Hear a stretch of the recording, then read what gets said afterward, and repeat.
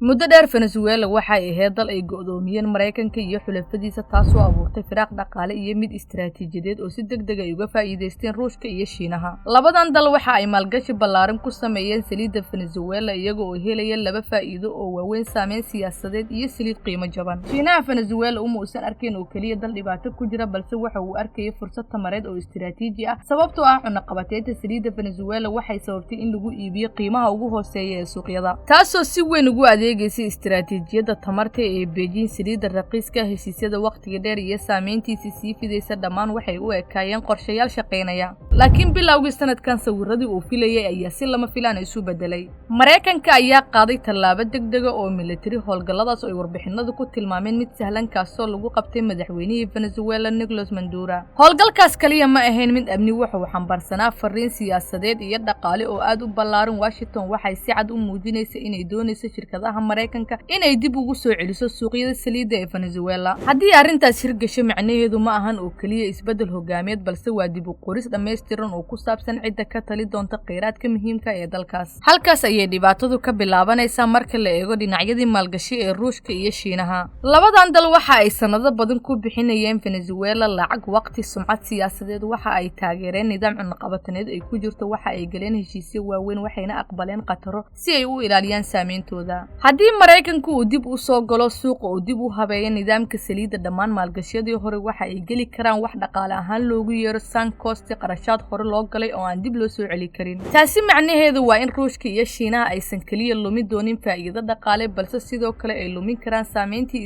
istiraatiijiyad ay ku lahaayeen Latin America. Shiinaha waxa ku adkaan karta inuu helo saliidda raqiiska sidii uu hore u heli jiray. Sheekada sida loo soo bandhigay oo kaliya ma ahan mid ku saabsan Venezuela, waa tusaale kale oo muujinaya sida tartanka awoodaha waaweyn ay u shaqeeyaan marka dal hal meel ku guuleysto dalal kalena ay si toos ah u qasaarayaan. Waxa Venezuela ka dhacaya waxa ay noqon karaan cashir cusub oo ku saabsan sida maalgashiyada siyaasadeed iyo dhaqaale aysan mar walba u noqon kuwa miro dhala xitaa haddii ay muddo dheer socdeen. Ruushka iyo Shiinaha kuma aysan dhiiran inay difaacaan saaxiibkoodii siyaasadeed waxaana looga tegay awood siyaasadeed oo aan naxariis lahayn. Haddaba su'aasha taagan ma ahan oo kaliya yaa xukumi doona Venezuela balse yaa bixin doona qiimihii goonidii hore ee la qaatay marka miisaanka awoodda caalamku uu isu rogo.